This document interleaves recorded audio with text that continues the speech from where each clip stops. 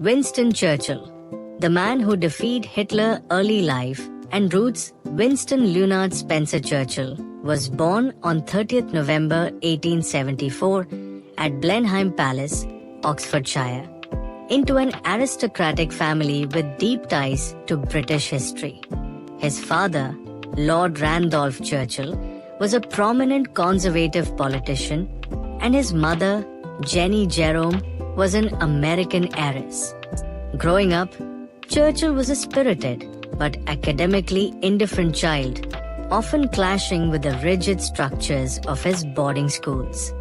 His early years were marked by a longing for his parents' attention, which was rarely given due to their social and political commitments. This shaped his resilient, self-reliant character, a trait that would define his later defiance. Churchill's fascination with military history began early. He devoured books on battles and strategy, dreaming of heroic exploits. After struggling through Harrow School, he entered the Royal Military Academy at Sandhurst, where he excelled in tactics and horsemanship. Graduating in 1894, he joined the 4th Queen's Own Hussars, embarking on a path that blended soldiering with journalism. His adventures in Cuba, India, and Sudan honed his courage and sharpened his pen, as he reported on conflicts for newspapers, gaining early fame. His early political ambitions were clear. Elected as a Conservative MP in 1900, Churchill's brash confidence and oratorical flair set him apart, though his tendency to switch parties, moving to the Liberals in 1904, earned him critics. These formative years built the foundation for a man who thrived in crisis, his restless energy and unyielding belief in Britain's greatness already evident. The political ascent. Churchill's political career was a roller coaster of triumphs and setbacks. By his 30s, he was a rising star in the Liberal Party, serving as Home Secretary and later First Lord of the Admiralty. His early tenure was marked by bold reforms, like improving prison conditions and championing workers' rights, but also by controversies such as his harsh stance on suffragettes and labor strikes. His role in modernizing the Royal Navy showcased his strategic foresight, but the disastrous Gallipoli campaign during World War I, which he championed, tarnished his reputation. Blamed for the loss of thousands, he resigned in 1915, a low point that sent him to the trenches as a battalion commander. The interwar years were Churchill's wilderness years. Out of favor, he returned to the Conservative Party, but remained on the fringes, warning of Germany's rearmament and Hitler's growing threat. His speeches, often dismissed as alarmist, were rooted in a deep understanding of history and geopolitics. He saw the Nazi regime's ideology as an existential danger, not just to Britain, but to civilization. Colleagues mocked his obsession, but Churchill's clarity of vision, fueled by his study of past tyrants, kept him resolute. His warnings gained traction as Hitler's aggression escalated. By 1939, with war looming, public and political opinion shifted. Churchill's unrelenting stance made him the inevitable choice to lead when Neville Chamberlain's appeasement policy collapsed. On 10th May 1940, he became Prime Minister, inheriting a nation on the brink of catastrophe. The war leader. Churchill's ascension came at Britain's darkest hour. France fell to Germany in weeks, and the British Expeditionary Force barely escaped at Dunkirk. With invasion imminent, Churchill's speeches became a lifeline for a battered nation. His words, "We shall fight on the beaches, we shall fight on the landing grounds," were not just rhetoric, but a defiant promise. He refused to negotiate with Hitler, a stance that rallied Britain and inspired the world. His leadership was hands-on.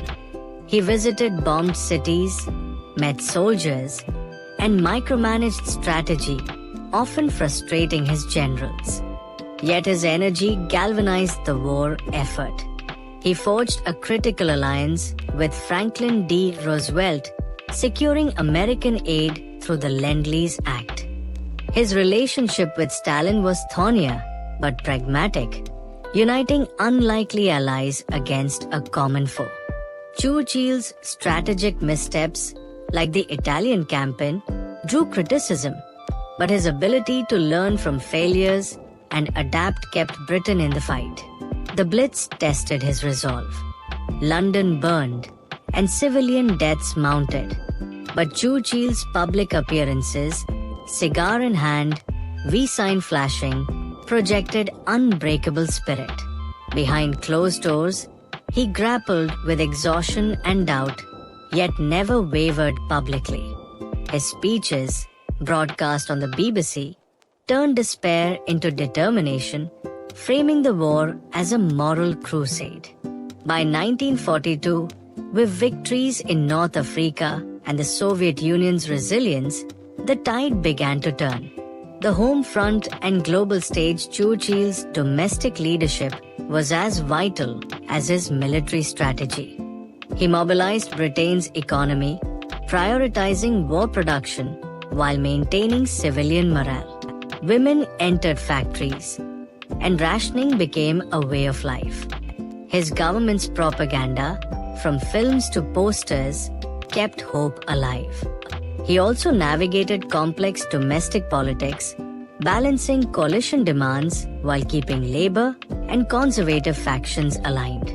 Globally, Churchill was a towering figure.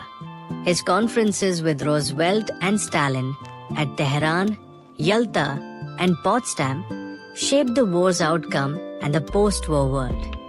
He pushed for a united Europe to counter future threats, though his vision of Britain's imperial greatness clashed with America's rise and Soviet ambitions.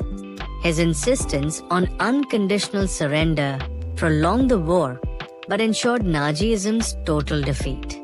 His personal quirks, late-night meetings, whiskey-fueled debates became legendary. Yet his health suffered. A heart attack in 1941 was hidden from the public. Churchill's ability to project strength, even when frail, was a testament to his willpower. Victory and decline. By 1945, victory was in sight. The D-Day invasion, which Churchill initially doubted but supported, crushed Hitler's defenses. As Germany surrendered, Churchill was hailed as a hero.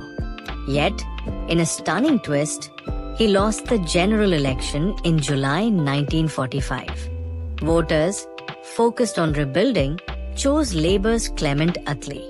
Churchill was devastated but gracious, stepping aside after leading Britain through its greatest trial.